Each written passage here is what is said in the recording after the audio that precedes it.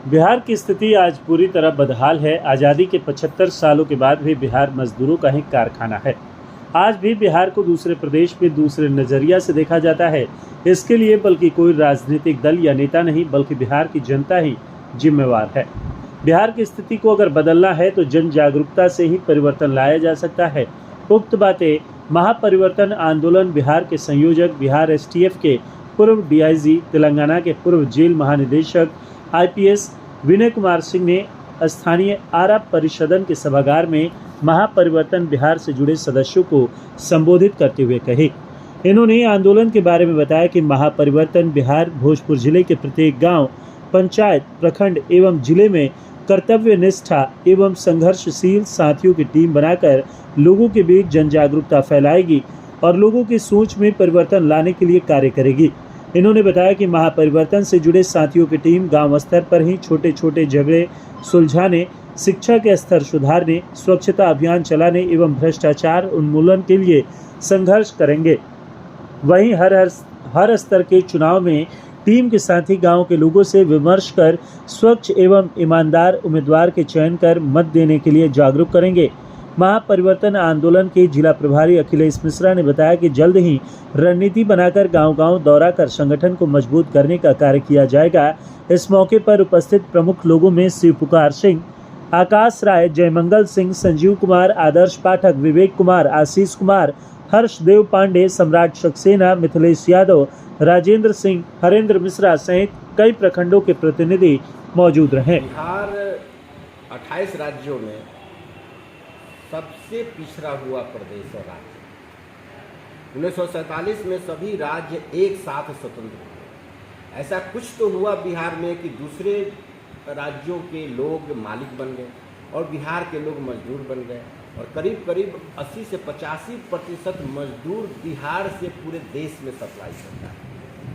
तो बिहार आज भुखमरी, बेकारी, बेरोजगारी, टूटी हुई कानून व्यवस्था, पिछड़ेपन का पर्यायवाची शब्द बना। इसको दूर करने के लिए हम लोगों ने एक महापरिवर्तन आंदोलन, जो एक पूरी तरह से गैर राजनीतिक आंदोलन है, ये प्रारंभ किए, जिसमें जनता की सहभागिता जरूरी है। इसके 5 उद्देश्य हैं। गांव का झगड़ा गांव में फैसला हो ताकि कोर्ट कचहरी और थाने खाली हो। दूसरा, शिक्षा का स्तर बढ़ना चाहिए ताकि जो पढ़े ना वो साहब बने, मजदूर ना बने। तीसरा, बिहार गंदगी का भी पर्यायवाची है। अगर इंदौर बहुत साफ सुंदर शहर हो सकता है तो आरा क्यों नहीं हो सकता। चौथा, भ्रष्टाचार बिहार के कण कण में। अगर आप अकेले चाहेंगे भ्रष्टाचार से नहीं लड़ सकते, लेकिन अगर समूह में आप लड़ेंगे बहुत आसानी से 6 महीने में बिहार और आरा जिला सत्य हरिश्चंद्र नगरी बन सकता। और पांचवा, कि किसी भी पार्टी, किसी भी जाति के अच्छे उम्मीदवार को अगर आप वोट नहीं देंगे तो बिहार की वही स्थिति होगी जो आज है। इसलिए जाति से और पार्टी से हटकर हमें किसी भी पार्टी के, चाहे वो स्वतंत्र क्यों न हो, अच्छे उम्मीदवार को चाहिए। इसके लिए तो अभी जो आप राजनीतिक बात की है, इसमें एक प्रशांत किशोर जी हैं, वह भी यही बात करते हैं। लेकिन बिहार का चुनाव अभी तक का जितना भी हुआ है वह पूर्णतः जाति आधारित ही रहा है। बिहार, यूपी, झारखंड, इसको आप कैसे दूर करेंगे? देखिए, हम जातिवाद दूर करने आए नहीं, लेकिन मेरा कहना है कि अगर आप जातिवाद से अलग हटकर नहीं काम करेंगे तो वैसी स्थिति रहेगी जो बिहार की स्थिति है।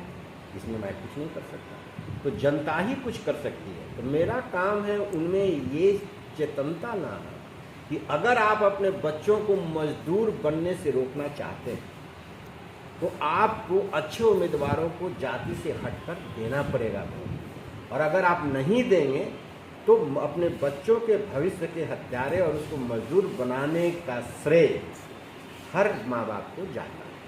आप सर महापरिवर्तन आंदोलन बिहार में लेकर के चले हैं और शैक्षणिक मुद्दा उठाने की बात कर रहे हैं। के पाठक जी शैक्षणिक मुद्दा को लेकर के बहुत संघर्ष किए, अंततोगत्वा उन्हें राजनीतिक रूप से कितनी परेशानी झेलनी पड़ी आपको भी पता है। वैसे में आपका मास्टर प्लान क्या होगा?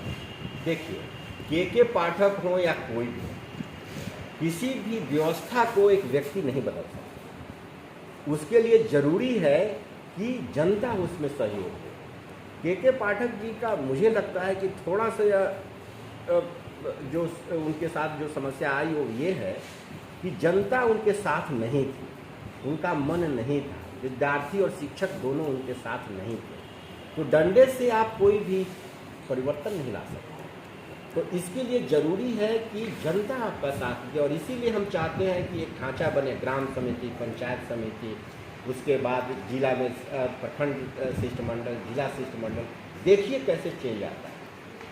ऐसा चेंज आएगा बिना कुछ किए, बिना विरोध किए, बिना प्रदर्शन किए, बड़ा आसानी से पूरी व्यवस्था बदल जाएगी।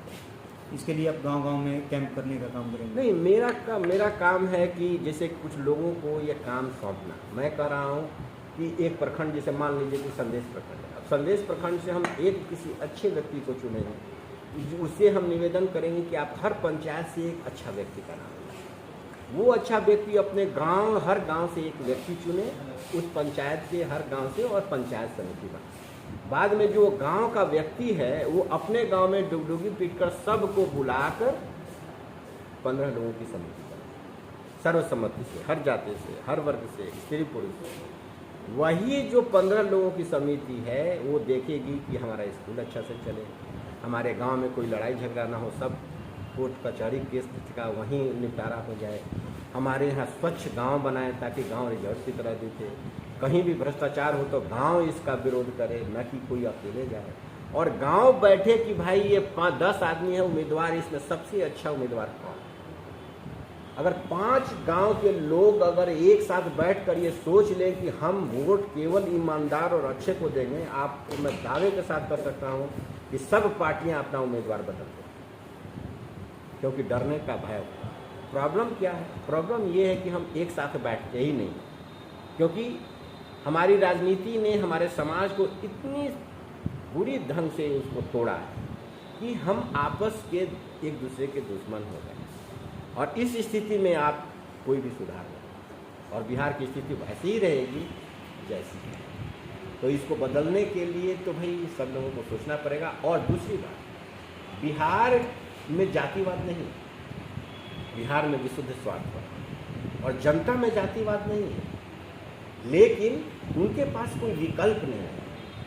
जब विकल्प नहीं है तो जाति के लोगों को ही वोट देते हैं। वो देते हैं कि इधर भी वैसा ही है, उधर भी वैसा ही है, तो चलो अपनी ही जाति के लोगों को वोट देते हैं। तो कोई पहल करने वाला चाहिए, पहल करने वाले लोग नहीं समाज से निकल रहे हैं, इसीलिए ऊपर जातिवाद होता है। नहीं तो जब मैं STF में काम कर रहा था तो मैंने देखा है बिहार पुलिस में और बिहार के लोगों में कि जातिवाद सतह पर है।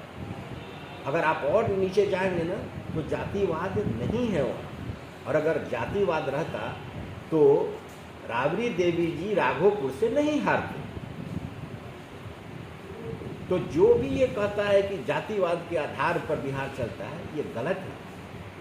लेकिन हम लोग अगर प्रयास करेंगे और उनके सामने एक विकल्प रखेंगे या उनको समझाएंगे, बिहार बदल सकता है। भविष्य में महापरिवर्तन जो आंदोलन है, क्या वो इस रणनीति